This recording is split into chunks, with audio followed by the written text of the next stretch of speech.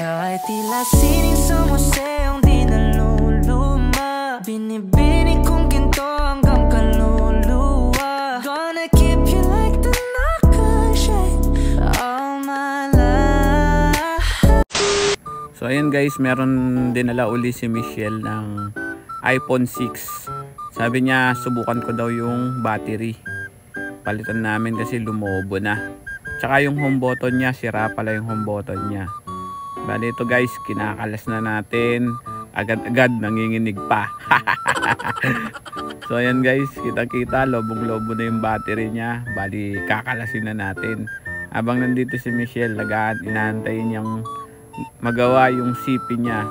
So ayan guys, meron tayong battery na ilalagay sa kanya. Sana okay. Pag hindi okay, edi i-repair pa natin. Binalik ko na dyan, tinesting lang namin kung goods. Kaya lang ayaw gumana ng home button pala. Tapos restart pa rin ng restart yung cellphone niya. Yung battery pala niya lobong-lobo na. Tapos yung home button sira yung flex ng home button. Tapos yan, tinatry ko pa rin. Kaya lang kahit anong i-try ko, sabi ko sa kanya, possible na may problema sa motherboard. Kailangan baklasin yung motherboard. Subukan natin i-repair. Sabi ko pa naman, ayoko pa naman mag-hardware ng mga iPhone. So yun guys, restart pa rin siya ng restart. Sabi ko, tingnan natin kung titino siya. I-disconnect natin yung mga home button, baka mamaya grounded. Tapos yung charging. Kaya lang talagang restart pa rin siya ng restart. So yan, tapos ayan, ini-interview ko muna si Michelle dito. Habang restart pa rin siya ng restart. Ay, ang ginawa ko muna pala dyan, hindi ko muna siya i-hardware. Bali, iso-software ko muna. Sabi ko sa kanya, mag-hi ka muna sa mga followers ko. Sakto pa naman dyan, wala akong ngipin. Kaya puro cellphone lang. Tapos ayan, tawanan lang kami, kwentuhan lang ng konti habang sinasalang ko yung cellphone niya sa computer para i-software. Ngayon pagka hindi siya makuha sa program, doon natin siya i-hardware. Tapos sabi ko sa kanya, medyo matagal-tagal pagka i-reprogram natin kasi da-download pa tayo ng program. Sabi niya sa akin, sige Kuya Seng, willing naman akong iwan. Tapos pagka maayos siya, balikan ko na lang. Tapos in-interview ko kung ilang taon na pala siya. Sabi niya sa akin is 20 plus na siya. Grabe ka naman sa akin, sabi niya. Ginawa mo naman akong batang-bata, sabi mo sa vlog mo, 20 years old. Ayun, sabi ko, yun ang pagkakaalam ko Yan, masarap siyang kakwentuhan si Michelle. Tsaka palagay yung loob ko sa kanya. Tsaka palagay naman din yung loob niya sa hindi siya nailang. Yung parang kuya niya ako, kapatid ko siya. Mas nakababata ko siyang kapatid. Parang ganun lang. So ayan, sinalang ko na, dina-download ko yung program.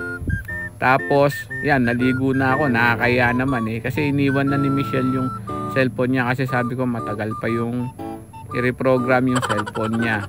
Naiya naman ako sa client ko kasi ang baho-baho ko, yung kilikili ko amoy sinigang na, kaya naligo na ako. Ayun, tapos ayan, sinosoftware ko na siya. Tapos yan, ang kulit-kulit ko, nangungulit ako sa camera, akala mo gwapo, looking gago naman. Yun, tapos ayan, hinihintay ko, yan, pa-flashing na-download na yung software. Bali, ilalagay ko na sa kanya. Ayan, kasamang palad, ayaw magpa-software ng cellphone niya.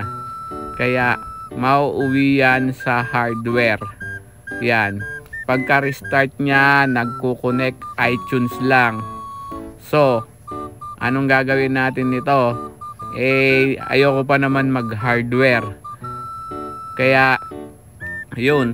Kaya may naisip akong ibang parahan. Pero, sige, babaklasin ko muna. Yan, bali dyan, kakalasin ko siya ulit. Subukan natin kung gagana yung mekos natin. So ayan, babaklasin na natin yung motherboard.